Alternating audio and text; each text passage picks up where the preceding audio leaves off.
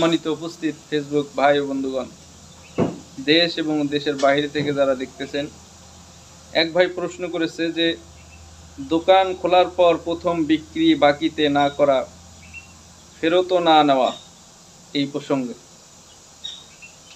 এক ভাই প্রশ্ন করেছিল যে সকালবেলা যখন সর্বপ্রথম দোকান খোলা হয়, দোকান খোলার পরে যদি কোনো ব্যক্তি বাকি মাল ক্রয় করতে চায়, তখন দোকানদার বলে যে এখনো আমি নগদে কোনো মাল বিক্রি করি নাই, নগদে বিক্রি করার পরে তোমাকে মাল দেব, তার আগে দেব না। এবং কেউ কেউ বলে যে দুপুরে এবং রাতে বাকিতে মাল দেওয়া ঠিক নয়, এবং কোনো ব্যক্তি যদি কোনো মাল ক্রয় করে নিয়ে যায়, সেই মালটা ক্রয় করে নিয়ে যাওয়ার পরে যদি ওই মালটা ত্রুটি আসে, সমস্যা হয়, তখন দেখা যায় রাত্রিবেলা এবং দুপুরবেলা এই মালকে ফেরত নেয় না।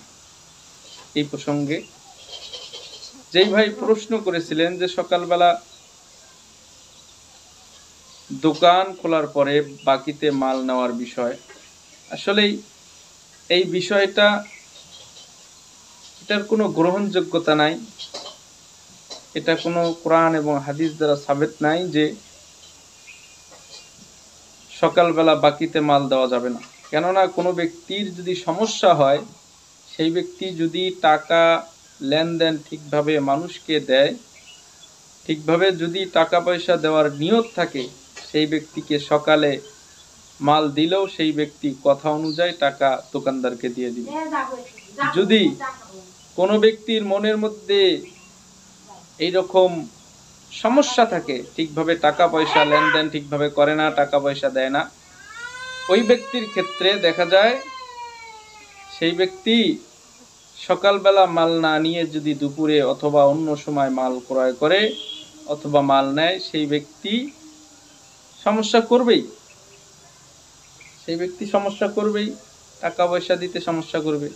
কিন্তু যারা মূলত টাকা পয়সা ঠিকভাবে লেনদেন ঠিকভাবে করে, তাদেরকে সকালবেলা মাল দিলেও কোনো সমস্যা হবে না।